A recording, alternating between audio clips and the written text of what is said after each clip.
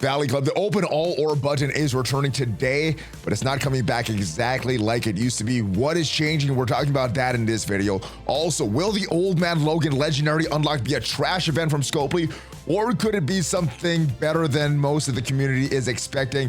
And what is the best way to use your Red Star Elites and your promotion credits? We're going to answer all of these questions and the rest of your questions from the mailbag because it is Monday. And if you're ready for all of that and more, then you know what to do, Valley Club. Find that like button and let's go smash it. And welcome back to the ValleyFlyin channel. I am ValleyFlyin and I hope you're having a great day. In this video, we are answering your questions from the mailbag, including the best way to use your Red Star Elites and your promotion credits. And we're talking about this Old Man Logan event. Will it suck as much as the community is expecting, or can it actually be a good event? But before we get to all this stuff, if you haven't done so already, hit that subscribe button for more great Marvel Strike Force content. At least 5 Marvel Strike Force videos per week on this channel. Usually there's more. We got gameplay videos, news videos, question and answer videos, everything to help your experience in Marvel Strike Force. But without further ado, let's talk about this open all orb button returning. Yes, should be back today for most players. It says the open all orb button will be slowly enabled for a percentage of the players and enable for more players over time until all players have it. And I think this is going to be a random selection of players, so doesn't have to do with player ID or collection power. I think it's just going to be totally random. So hopefully you are in that grouping that gets this open all orb button returning quickly. There's a few things though. When you have the open all orb button, you may be placed in a queue based on the traffic at that time. So sometimes you may be placed in a queue and have to wait for your open all orbs to happen, but sometimes you just have it be like it was in the past. So there may be no change when this returns, but there may be a queue that happens. Now, if you do get placed in that queue because there's a lot of people that are opening the orbs right away, well, you have the option to stop that, but it may take more than 5 minutes because of a bug. So yeah, just be careful when using this. You may be placed in a queue. I'm not sure if you force close your game. If you open the game, you're still gonna be in that queue because of the bug, but good thing is the bug will be addressed in the next client release, allowing you to exit the queue immediately. So that's a good thing. Who knows when that release is gonna be though. Please understand that maintaining game stability is their top priority. So yeah, even though this sucks, even though this isn't exactly what we wanted, maintaining the game stability is a top priority. So making sure the game doesn't crash is more important than having these open all orb buttons. But hopefully they have a solution in the next release. They go on to say, please understand that maintaining the game stability is their top priority. So even though you may not have this feature back like you want it, even though there may be this queue, the stability is more important than this feature returning like you want it. If the feature adversely affects the game stability, we may need to disable it temporarily. So maybe back, but then disabled again. The first group of players will see this feature enabled today, May 6th. And hopefully when this next client is released, allowing us to exit the queue immediately, hopefully this is just the first solution that they are looking for. You know, I never really liked the way the open all orb button worked because it wasn't just opening all the orbs, it was opening them 10 at a time. It would go to the server, ping it back, and then open 10 more, go back to the server. So there's a lot of server pings, and I hope there is a more permanent solution that when you hit that open all orb button, all the orbs are opened and there's not a way that hackers could get in and cheat the system and have it all on your phone side, and then when it hits the client, then it's weird. Hopefully there is a good solution. But let's move on to these unlock requirements for Old Man Logan. And if you would look at the trend of what's been happening with legendary events, the goalpost moving is just a trend that's continuing and continuing in Marvel Strike Force. Wrestling on Reddit describes it perfectly. And originally with the old legendaries, Iron Man through Jubilee, the devs tried tuning the difficulty so players would have to build up the required teams to recommended gear levels for each stage. However, players also found ways to beat the stages that much lower than the recommended power levels. The breaking point for Scopely was the Jubilee legendaries, where a lot of players were able to build it by just having a big ghost to get through, and that was where that stupid Pim tech was required. So after that, after Jubilee for Adam Warlock and Omega Red, Scopely changed to Mythic Legendaries. And this did nothing to the Legendary, the quality of the Legendaries. It just added to the requirements of it, where they added that gear tier. Scopely have ended up gating these stages with difficulty tuning. Instead, they added gear requirements, so players had no choice but to build up the whole team to minimum of what Scopely wanted. So this trend of Scopely making these requirements or these recommendations of players figuring it out how to beat it at much lower levels is a trend that's been going on over the life cycle of Marvel's Strike Force, not just recent trend with these Old Man Logan legendaries. And Scopely has been doing the same thing with trials over time. They raised the minimum qualifying score to make slow rolling it harder. So one thing that we did have from the trials, which was cool, is that if you didn't have a lot of stars for the required characters, well, on subsequent returns of these events, you could cumulatively add up the shards for these characters and eventually get to that 7-star. Scopely didn't like that. They raised the minimum qualifying score to make slow rolling it harder. They brought the required teams to the nodes earlier in the trials, the old 5-10 system, so players could skip building required teams and just do a few early nodes in the higher difficulty to do the reward. So what this is that if you got a high score and do a really high difficulty and just did a few nodes, sometimes that would allow you to build less teams and you could have a very high score even without a lot of these teams. And again, cumulatively, you could get a lot of shards for this. For the Green Goblin trials, Scopely stepped it up another notch. They even tried harder to pay gate the best rewards by requiring 2 teams for difficulty 8 and higher. However, free-to-play min-maxers still did better than Scopely had tuning the rewards for. And I'm not sure if they are able to fully tune these rewards, because the players have shown over time, over the years, that they're able to figure out these things and use much less recommended teams than Scopely wants us to go in. So here we are with Old Man Logan. It's like Phoenix and Adam Warlock legendaries. It's like Adam Warlock because Scopely has been giving up trying to tune the difficulty to make players build the teams to the level Scopely intends. They're going to change the requirements to force players to build the team Scopely wants. Trend 2, to start about a year after Tadano left.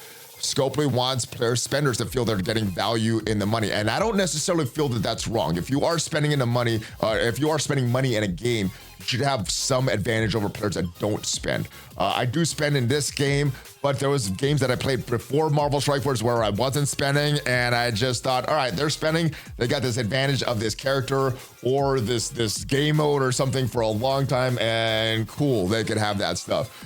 This is a game that I feel really strongly about, which is why I spend and I want to get ahead as much as possible. But I don't think it's bad that Scopely wants spenders to feel that they're getting bang for their buck. And whether it's Dark Dimension characters, Dark Dimension Diamond Auctions, Green Goblin Awaken abilities, or now the highest stars on the newest legendaries, they often show that value by giving the top players periods of exclusivity. They are taking care of their biggest spenders, which they haven't always done the best job in the past. The TLDR, the devs have always been trying to balance around difficulty, but the players have always been better at playing the game, and Boundless wants spenders to feel they're getting the value for their money. So I think that post sums up what is going on here logically. It's not a new trend. It's something the devs been doing over the years, and I don't think it's wrong that the devs do want spenders to feel that they're getting some value and entice them to spend money on the game. Now, as far as the issues with this Old Man Logan event, the first is that stargating, and I don't think it's necessarily a bad thing to stargate it. I know it feels bad because it's been very easy for these trials and these Horseman Scourges to get these character shards over time, and stargating doesn't feel good, but we've had it in the past, and I think this is just their way of bringing back the value towards the spender, so I don't necessarily think it's a wrong thing. One thing that players did want is they like the variety and theory crafting and the difficulty of these nodes for the trials. You know, one thing that I personally liked is grinding, going into these nodes, figure it out with these smaller teams. Now, we can't go in and figure it out with these nodes with these smaller teams because of these star unlocks,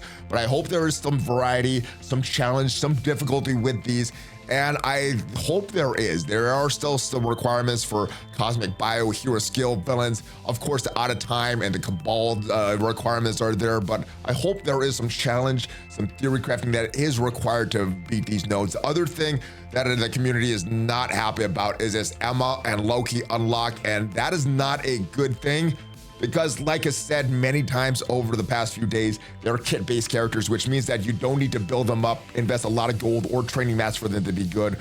Pretty much just bringing them onto the field, having their passive there is a good thing, and it won't feel good building them up. However, if it's just gated by stars and we just need to bring them in for these nodes, it may not be the worst thing, you know, having these characters as requirements. Maybe it's just having them on the nodes. Now, if we need them to survive and we need to run a sacrifice team with Cabal and node 10, yeah, that requirement for Emma and Loki does suck. But if we don't need them to survive, and for node 10 we could use some Cabal characters and some out of time characters, we don't need to sacrifice anything on node 10. I think this requirement is fine. It really is going to come down to the design of these nodes, and hopefully the devs take that into account and not have Emma Loki needed at least for node 10, and maybe just you go in with them for node 6 and that's all you need. And I think the last thing that is upsetting the community is this requirement of Cabal after Archangel made this comment on Mobile Gamer stream that the character would not be required for the next legendary. Now, I do think some of this is on Archangel. Obviously, he is the messenger, and we don't want to all suit a messenger, and he is kind of communicating what the devs gave him to communicate. But I think the wording could have been changed here. I think some accuracy with his wording would have been better to alleviate this situation. What he could have said is, to chat, this was put in there erroneously, and that was describing Cabal being in a pre-release blog and then Cabal being removed, or the requirement for Cabal being removed from the blog when it went live. So all he could have said, this was put in there erroneously. Right now, the second team for the next legendary has not been decided. More information to follow. I think that's all. And I think he was trying to do a good thing here by trying to give more information to the community. But I think that because that information was inaccurate, I think this ended up being a bad thing. So I'm not too mad about this, because I do think, I don't think there was malicious intent, but I do think Archangel does need to be a lot more accurate with how he communicates to the community, and realize that this is public communication. This is not just chat that he's having with friends. This is speaking for the community when he makes public statements on Reddit comments or in comments on someone's stream and things like that. And like I said, I'm not too mad about him, because I think he is trying to help the community, and I don't think there was any malicious intent with this. But I do think less is more. I think just saying, you know, we don't know what the teams are is best for the long term of the community, even though it may not be as pleasing to the community at the time. Moving on to the questions of the week. First question: hey Valley, I'm one legendary character away from starting the non-horseman legendary section in Dark Dimension 6. Congratulations, brother. You are almost there. A Black Cat, Green Goblin, Doc Ock, Nova at gear 18. My second closest non-horseman legendary is Magneto at gear 17, Omega Red at gear 16. I'm top 40 in Arena and do pretty well in Cosmic Crucible, and I rarely see Super Skrull yet. Do you think it's just best to wait for Old Man Logan, save my mutant gear, or should I build up one of my other two mutants and get Skrull and just bring Old Man Logan in the second run? I think there's a couple things that you got to take into consideration. Obviously, it's Super Skrull, and you said you're still top 40 in Arena, do pretty well in Cosmic Crucible. Do you want to do better? Because Super Skrull will help you do better, so that is one thing there. And then what you want to consider is it going to give you more resources and more stuff and potentially more mutant gear if you upgrade someone right now? Is putting that resources into Omega Red, getting Super Skrull right now, is that going to give you more advantage of saving that mutant gear, waiting for Old Man Logan, putting the resources into Old Man Logan, and just getting the best unlocked? But let's say you really have very little resources, and let's say the option for you based on the resource you have is either Magneto, Omega Red, or Old Man Logan, not two or three of them, just one.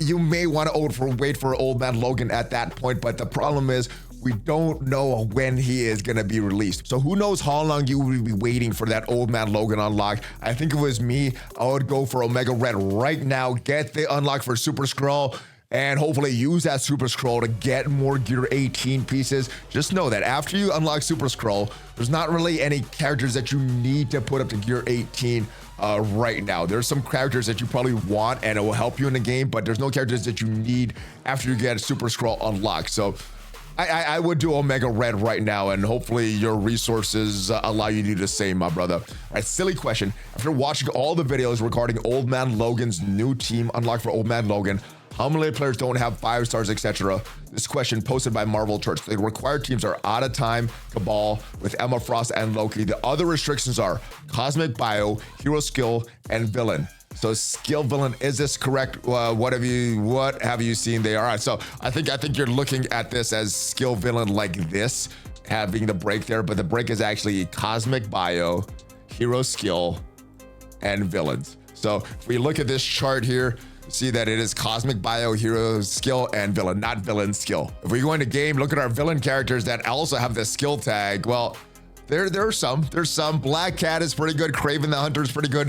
Zemo is getting kind of a revitalization, but yeah, I'm glad it's not a villain skill. You could use all your villains. So take off the tag for skill and all your villains are available. Hero skill is actually what you need to build for nodes 4 and node 8. A lot of great characters here. If you invested in the Spider Society, well, they are options for you, but you have a lot of great other options here as well. And nodes 3 and 7 require cosmic bio characters. And if you're an end game player or have been playing for a while, have at least Super Skrull, Nova unlocked, this shouldn't be too much of a challenge for you. If you don't have Super Skrull and Nova, well, you do have the option of Void Knight, Photon, and then it's about picking the next few characters. And as far as the sections that don't take Out of Time and Cabal, this might be the most challenging for newer and mid-game players to get through. Hello, Valley Club. So I've been having issues climbing up Dark Dimensions. I've tried build teams that make sense, but anytime I go in, it's either a complete wipe within the first round or get halfway point of a node and my team crumbles. I know you tend to talk about Dark Dimension teams from time to time,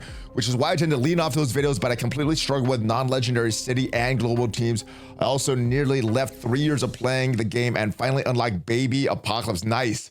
Should I build them all the way or get them to gear 17 and stop? Any advice would be amazing if possible. So Dark Dimension isn't necessarily meant to be a sprint, right? It's something that you're meant to chip away at over time. I think when I got into Dark Dimension 6, it took, after I got in, right, and I had the characters, it still took me a while to chip away at that. I think just the global section took, you know, about a month. I think the city section took a few weeks. It takes a while. So don't think like, oh, if I'm not beating this right away or one-shotting every single node, that it's bad. It's how Dark Dimension is designed to be. But as far as some of your city non-legendary characters, I think for city, you go base everything around Ghost Rider, Robbie Reyes, and then you have other characters support him.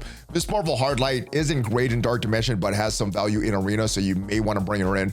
Lizard, Kraven, Vulture synergize very well with the Bleeds and Ghost Rider, Robbie Reyes, so that's a great character to build in. We have the new Spider Society. If you did invest in them, they're going to have some value as well, and usually you want to bring in the newest teams because they have the best stats and have the most value in the current meta. So Spider Society wouldn't necessarily be a bad team to bring in. Red Goblin has some value. Spider Slayer has some value. So I think you bring in characters based around the Bleeds and Robbie Reyes for city. And as far as the global non-legendary, well, if you have Apocalypse, that's going to make the node a lot easier. But other characters that are pretty good still in the meta, obviously Black Knight, very strong character. Nightcrawler, I think, is a better mutant selection over Gambit. Both are good, but if you're bringing one over the other, I think Nightcrawler is the way to go. Quicksilver is also a very good character. And if you want to continue to build up that Out of Time, Captain America, Captain Carter go very well together. It is going to be a slow grind through the global section without Apocalypse. Even with Apocalypse, on my subsequent runs through Dark Dimension, this was probably the one that took the longest. So yeah, this is one that you're going to need to grind through a little bit. Again, marathon these nodes, not necessarily a sprint. And as far as Baby Apocalypse, yeah, get him all the way to Big Apocalypse and take him into gear 18, put the diamonds on him. Apocalypse, in my opinion, is the best character in the game, best non-Mephisto character in the game right now. Slightly, very slightly over Super Skrull, but both are very good. So yeah, if you have the opportunity and the resource to build Apocalypse, build them up. It's gonna be very good. Valley, I am a recently returning player and I'm struggling to figure out the right way to use Elite Red Star Orbs. I received so many, and with a endless supply of promo credits, I'm not using any outside of the new character releases. How do you suggest using them? Should I just be funneling them all towards those 5 diamond credits? Now, these Red Star Orbs back in the day used to be so valuable. These added a lot of power to our characters, but since the introduction of the next power system, the diamonds, these got devalued. This is the old system, so everything related to the systems, these elite fours, all of these elites, and your silver promotion credits, your gold promotion credits got significantly devalued. These silver promotion credits, I don't think I'm ever going to spend another one, and these gold promotion credits also. Now, there's a few different ways that you could use these as an efficient method, and there's the way I do it, and they're probably a little bit more efficient method, but there's a few issues that I have with that efficient method that players do. And I'll describe both of these, and you could do what you want, or you could do a hybrid of these, but there's a few different ways. So because we don't have a lot of value of these silver promo credits and these gold promo credits, one of the argument is that you could just use these elite 4s, elite 5s, build them up to a low star level, and then when you see them pop up in your supply store, use these silver promos, use these gold promos, because eventually you're not going to use them. That is probably the most efficient way, because you're using these gold promo credits. However, the reason I don't like that is because you have to wait for these characters to pop up in a store. That may not be an issue, because to get these gold stars for these characters may take so long that it may not be an issue. You might have that 7 red stars bought with these silver and golds before you even get that 7th gold star for the characters. Personally, I don't like waiting though. So what I do, I am saving 1 Elite 7, and I'm behind this as well. So normally I'm converting everything but 1 of these Elite 7s to diamond credits. But normally I'm saving 1 because I've all of my non-dark promo credits are at 7 stars. Even my minions, I've went back and you bought their stars with these gold promo credits. So yes, if you're at that situation, you can do this like myself. Now, the reason that I do it like this, I don't want to open all of these Elite 4s or these Elite 5s or even these Elite 6s, because there is a chance that I get nothing from them, which means I don't get the featured character that's supposed to be added in the orbs at that increased 15% drop rate. So where I'm at right now, if I save 1 of these, I'm guaranteed going to get a 7 red star in the character. Yes, it may not matter because the gold stars are going to take months and months to get, but I just want it right now and not have to worry about it. So you can do what you want. There's a more efficient way. There's my way. There's probably some hybrid versions that are there, but hopefully with that in mind, you can do whatever method that you want, whether it's more efficient or less efficient. What is good, Valley? Happy May to you, my brother.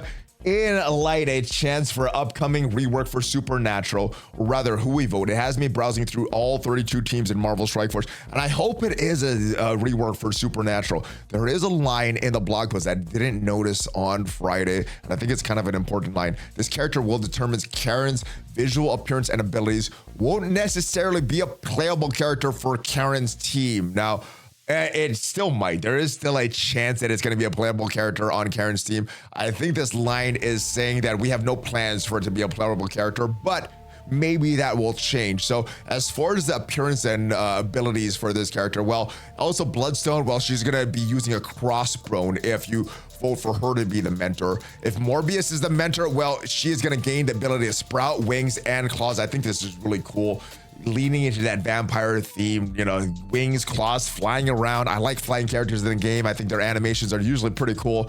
And Dr. Voodoo, if Dr. Voodoo is the mentor, Karen will learn spells to help her control her thirst and decimate her enemies. So yes, while I hope it is a character that is coming to the game, this line makes it think won't necessarily be a playable character, but there still is a chance that it's a playable character. But the question of the week, if you could rework any 3 teams pre-summer 2023 on the same level as Superior/Sinister Six, who would they be? For me, I'm going to attach the X Factor in particular, more so the twins, Shatterstar and Longshot, the dad bros. They were so good back in the day. They have cool attacks, cool passives, and their stats and kits work as a whole have fallen out of relevance that I'm pretty sure everyone would have forgotten that they existed if they weren't on one of the previous required team for the Horseman Trials. Yeah, they were so good. The Dad Bros were so good back in the day. Longshot as a solo character was good back in the day, but you know, as usual, a lot of these teams that are good, they fall out of the meta, they fall out of relevance, and they aren't really talked about until they get a rework. Next 2 team I would like would be Brotherhood and X-Force. Love to hear your personal desires. Keep up the amazing content. So the first team that I would want to get a big Sinister Six style rework would be the Brotherhood. You mentioned them. I think that's a great choice, especially with the animated series X-Men 97 being very, very popular right now. Characters like Mystique, Juggernaut, Toad, Pyro, seeing some of them again, watching some of the old animated series, seeing these characters again, makes me want them to be better in Marvel Strike Force. So I would want these characters to have a rework, have some relevance again in the game. And the next team I want to see rework, sticking with the theme of teams I want reworked based on what I'm seeing on TV, And Moon Knight series, I enjoyed that. I'm looking forward to the Daredevil series, and I did enjoy season 1 and 2 on Netflix. So having reworked a Night Nurse, White Tiger, Elektra, Moon Knight, Daredevil would be awesome. I think the best of the bunch when this team was still in the meta was White Tiger. I would like to see Moon Knight be a little more dominant. Same thing with Daredevil. Would like that to happen as well. And Night Nurse was one of the best healers in the game at one point, and fell off very, very hard. Got a little bit of revitalization with the Shadowlands, but then fell out of the meta. And the third team is the first family of Marvel, the Fantastic Four. Thing is on the new Avengers, but I would like to see this whole Fantastic Four pretty good, because right now they suck. Would have been cool if they had a little bit more synergy with Super Skrull when Super Skrull was introduced in the game. But yeah, I'd like to see these characters have some value, especially since there's a movie announced with them coming out sometime. So yes, if they had some value in the game, it would be good. But probably this rework is happening around the time the movie is released. So that's it for this week's mailbag video. Let me know your thoughts on the open all orb button, and how are you opening your red star elites right now? And are there any issues that I forgot about this Old Man Logan legendary event coming up? Hopefully it's tuned correctly, and it is still a very fun event. But hopefully you got some value from this video. If you did, leave it a like. It is free for you, and it tremendously helps with the channel. And if you want to see what are the hidden gems that you should not be sleeping on in Marvel Strike Force, characters that you should be building after some of your primary teams, check out the video up there, and I'll see you guys next time. Have a great rest of your day. Hulk fist bump, ValleyFlyin out.